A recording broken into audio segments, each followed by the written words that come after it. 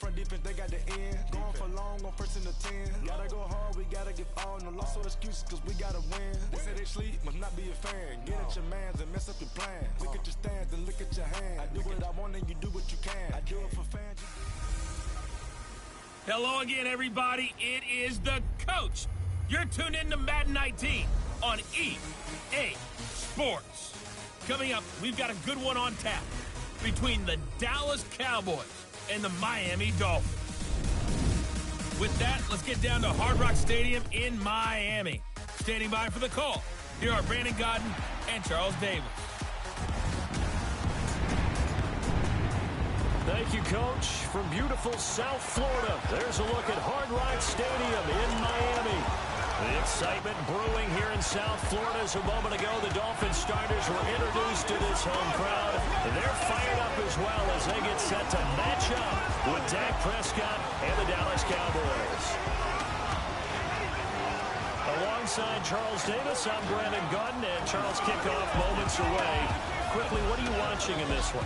The offensive line for both teams, because both teams have a terrific pass rush. They've got to keep their passers upright. If they have a chance to do that, they can both thrive on offense and move the ball downfield. Dan Bailey now to put the ball in the air, and we are underway from Hard Rock Stadium. Jakeem Grant now to return. And he'll take it up past the 25 to the 26-yard line.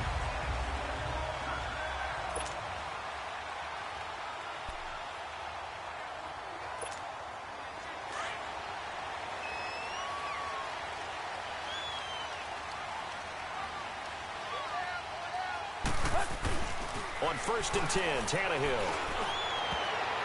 And his first pass is incomplete. Danny Amendola, the man he was trying to get it to.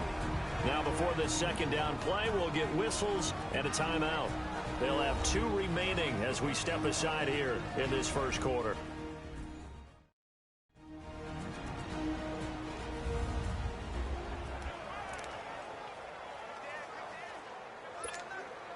Once again, they'll come up on the 26-yard line, 2nd and 10.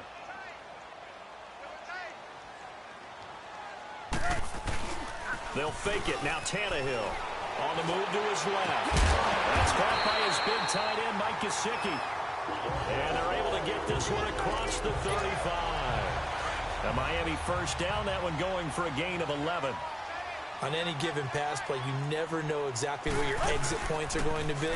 On this play, it was flushed to his left, still on the run, able to accurately throw the football for a nice first down. Jalen Smith, the Notre Dame man, in on the tackle. And now the defense for Dallas. Sean Lee's one of my favorite players, and I don't mind saying it because I love his versatility. I can move him inside at the linebacker position. I can move him outside. I can rush him off the edge, rush him up the middle. He can drop into pass coverage. In fact, his versatility was on display even in his high school days, where he was a big-time high school. Nowhere to escape, and he goes down. Tyrone Crawford in there to make the sack. He buries him for a loss of 10.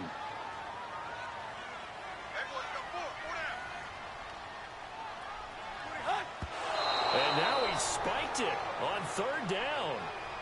I don't know if he heard a whistle. There was no whistle. He just got up and spiked it. Okay, look at this. The punt team nowhere to be found. They're on the sidelines. Offense going to go for this on the opening drive. Now Tannehill. And he will find his big tight end over the middle. And he'll have it past midfield almost to the 40 before being taken down. 4th down conversion plays, you usually think 1, 2, 3 yards, maybe 10. Not there. What a huge pickup as the Sticks make a drastic shift forward. So the big play gets him across midfield now for 1st and 10. Now it's Tannehill. Throwing middle, but it's incomplete. The Notre Dame man, Jalen Smith, able to get a hand in and knock it away. And that's one he's got to be happy to have back. There wasn't a hole open in the zone. You'd have to think on early downs like that first down there, need to be a little bit more careful. Yeah, fortunately for him, got a couple more downs to play with. 2nd and 10, Tannehill once more. Looking for Stills here, and it's intercepted. Picked off by the linebacker, Sean Lee. return stops just a few yards shy of midfield. They'll spot the ball at the 47-yard line. Certainly not how they envisioned ending their opening drive here in the first quarter. Too many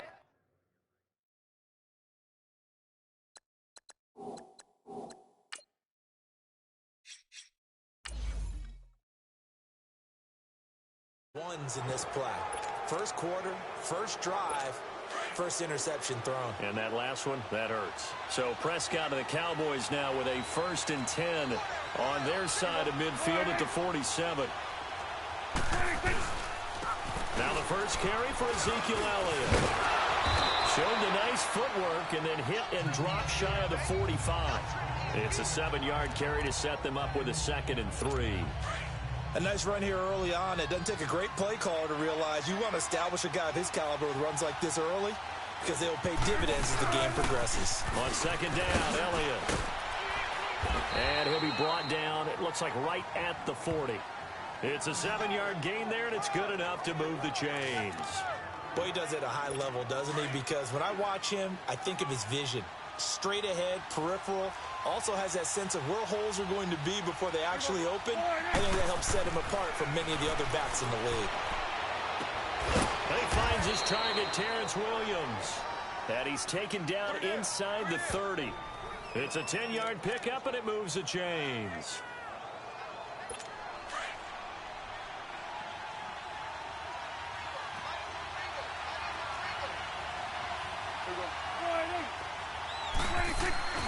A first down carry by Elliott. Might have gotten this one down to the 28, and that's all.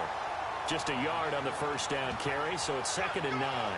One thing to keep in mind, partner, especially in the second half, when you've got a running back of this size, of these dimensions, I can just tell you, attrition does set in for a defense because you're excited about hitting him in the first half. Maybe not so much in the second half, and some of these shorter gains turn into bigger runs later. On the counter, Elliott. Down to the 25. Give him 3 yards, and now they're left needing a conversion here on 3rd and 6. And on 3rd down, a nickel formation here defensively. Partner, we know today's NFL is really built around the guy throwing the football. But these short runs, they still pay dividends because they can take their toll on a defense, and they can add up as the game goes along. You control the clock, you control the ball, and that way you often control the game. Now throwing on 3rd down there, but he cannot connect. Personally, I think they've got to go somewhere else with the football. They've got him bracketed out there in double coverage.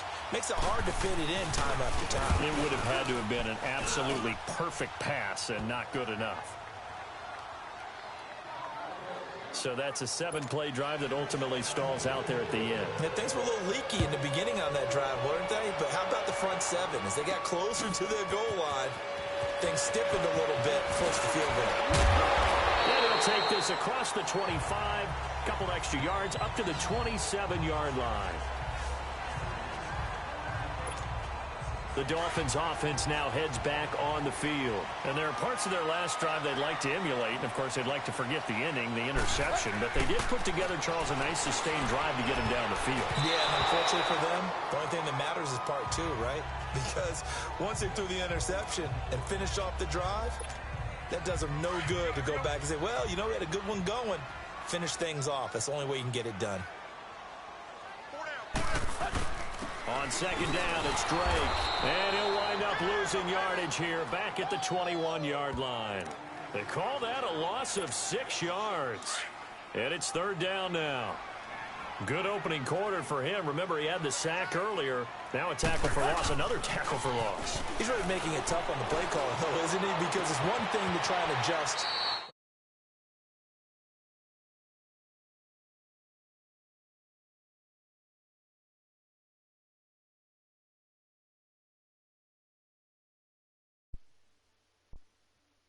Guys disrupting your running game.